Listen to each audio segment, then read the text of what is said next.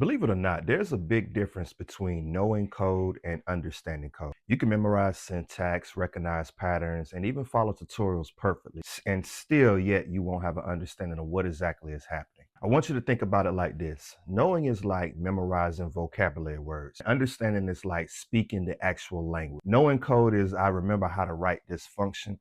Understanding code is I know why this function works, how to change it, and if something breaks, I know exactly how to fix it. That's usually the gap between someone that's just starting to learn code and someone that's more tenured or more senior developer.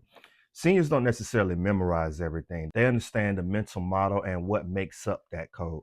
If you take away the documentation, take away autocomplete, take away the tutorials, they still know what to do. The reason is because they understand how these pieces fit together. So, how do you shift from knowing to understanding?